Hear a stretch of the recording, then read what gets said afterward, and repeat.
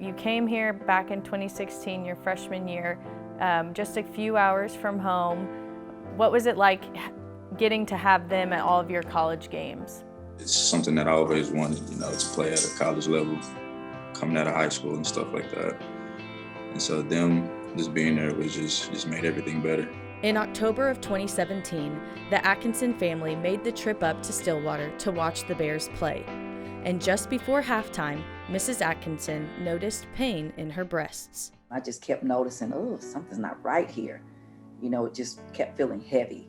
So then when we got home, of course, I kept telling my husband, something's not right, I'm gonna have to have this checked out because it wasn't going away. So that was in October. In January, day after New Year's, I believe you were diagnosed with stage 3 breast cancer. It was hard to hear that, but then at the same time, I kind of prepared myself because I kept telling myself, maybe that's what it is. You know what I'm saying? So I was kind of, expecting it, but at the same time to hear it, it's two different things. Once they told me I didn't really know how to react, honestly. I kind of just shut down, went in my room and just sat there for a little bit because I didn't know how to take it. I was young, so it was just like the first thing I thought of was, wow, my mom's gonna die. Jared ultimately made the decision to forego spring workouts following his sophomore season and return home to care for his mother. I felt like I needed to be there, as the youngest child, the boy. I'm a mama's boy, so, I thought about it with my parents, of course. And I told my dad that I wanted to stay. And we had to talk with Coach Rule and all that, and then he allowed me to come back home and take care of my mom. He ran errands, he rubbed mama's feet, he hugged me when I needed it, he let me, just go off the deep end, he was good, So it was good to have him here. After your redshirt season, you were blessed with some good news. You found out your mom was cancer-free in early 2019. I was speechless. I didn't know what to say, just because I was so proud of her after all that she's been through, for coming this far and stuff like that. We both just sat there in the car for a little bit and just talked about it. Mrs. Atkinson celebrated her 1-year anniversary of being cancer-free in January of 2020.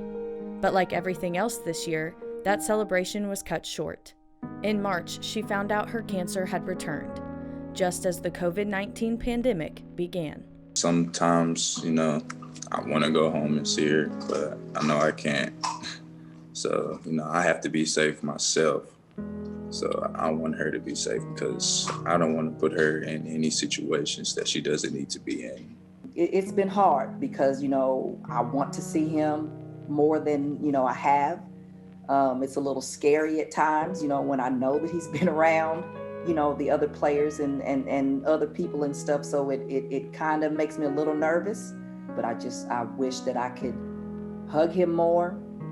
I haven't done that lately.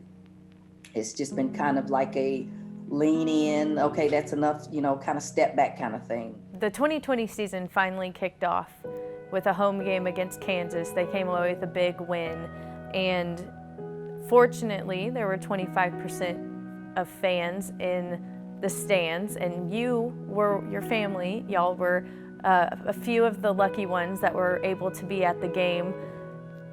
Was there ever a thought that maybe you weren't going to be able to make that trip because of the cancer being back? And what led you to the decision to decide to go to that game anyway? Yes, and I still think that today. I mean, there will be games that I won't come to. But to be able to see him for that game, and maybe a few others in the future, but at least to have seen his very first game as a senior, you had to be proud. I was very proud of him, and I will continue to be proud of him. I don't want him to feel like he has to quit because, things are hard. He's been through a lot. So to know that, he wanted to stay, that means a lot. That means a lot that, he's willing to ride it out, ride it out to the end.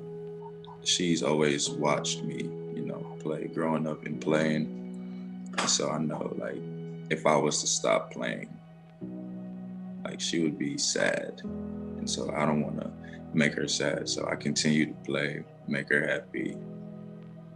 And that's all I want from her, is just to be proud of me through anything and everything I do.